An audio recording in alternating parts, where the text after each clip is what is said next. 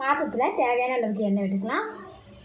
எண்ணெய் சூடானமே இதில் சோம்பு 1 டீஸ்பூன், ஜீரகம் 1 டீஸ்பூன், 1/2 டீஸ்பூன் அளவுக்கு குருமிளகு, பட்டை, கிராம்பு, ஏலக்காய், இது கூட கடலைப்பருப்பு, இது கூட 3 வரமிளகா.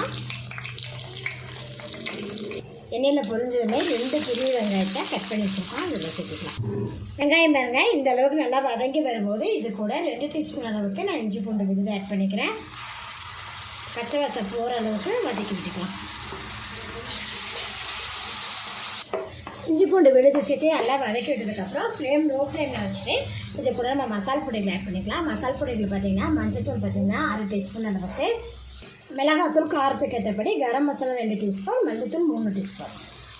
மசால் பொடிகளை லோ ஃப்ளேம்லேயே வதக்கி விட்டுருவோம். 6 நிமிஷம் மசால் பொடிகளை லோ ஃப்ளேம்லேயே வதக்கி விட்டுட்டேன். இப்போ இது கூட நம்ம பார்த்திங்கன்னா 2 தக்காளி பழத்தை அரைச்சி வச்சுருக்கோம், அந்த விழுது வச்சுக்கலாம். சேர்த்துட்டு மசாலாவும் தக்காளியும் பார்த்திங்கன்னா நல்லா மிக்ஸ் பண்ணிவிட்டு வதக்கி விட்டுருவோம்.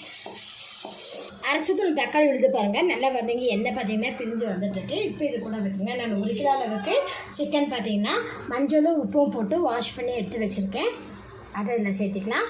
மஞ்சத்தூள் உப்பும் போட்டு நம்ம கழுவும் போது உங்களுக்கு வந்து அந்த சிக்கனோட கவுச்சி வாசம்லாம் எதுவும் இருக்காது. இது கூடவே பார்த்திங்கன்னா கொஞ்சமாக நம்ம உப்பு சேர்த்துக்கலாம். உப்பு முதலே சேர்த்தும் போது உங்களுக்கு கறியில் பார்த்திங்கன்னா உப்பு பிடிச்சிக்கும். இப்போ மசாலாவோட சிக்கன் நல்லா சேர்த்து விட்டுருங்க. இதில் பார்த்திங்கன்னா நல்லா மசாலாவோட மிக்ஸ் பண்ணி நான் வதக்கிட்டேன். இப்போ சிக்கனில் இருக்கிற நீரெல்லாம் பாருங்கள் இறங்கிட்டுருக்கு. அது 10 நிமிஷம் நம்ம லோ ஃப்ளேம்லேயே நம்ம அதை பாயில் பண்ணிக்கலாம். மூடி ஓப்பன் பண்ணி பார்க்கலாம். அதெல்லாம் பாருங்கள் சிக்கன் பார்த்திங்கன்னா நல்லா பாருங்கள் குக் ஆயிடுச்சு.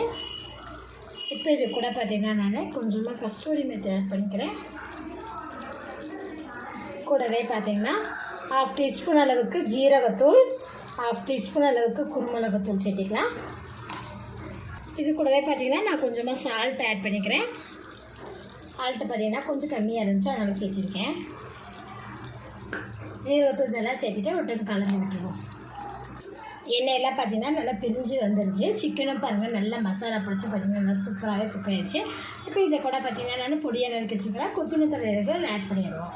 அவ்வளோதான் ஃப்ரெண்ட்ஸ், நம்மளோட சிக்கன் கிரேவி நல்லா அருமையான டேஸ்ட்டாக ரெடி ஆகிடுச்சு ஃப்ரெண்ட்ஸ். நம்ம ஸ்டவ் ஆஃப் பண்ணிடலாம். இது போல் நீங்களே செஞ்சு பாருங்கள். செஞ்சு பார்த்துட்டு எப்படி இருக்குன்னு கீழே கமெண்ட்டில் சொல்லுங்கள். இந்த வீடியோ பிடிச்சி நான் லைக் பண்ணுங்கள், மறக்காம நம்ம சேனல் சப்ஸ்கிரைப் பண்ணிக்கோங்க. நன்றி.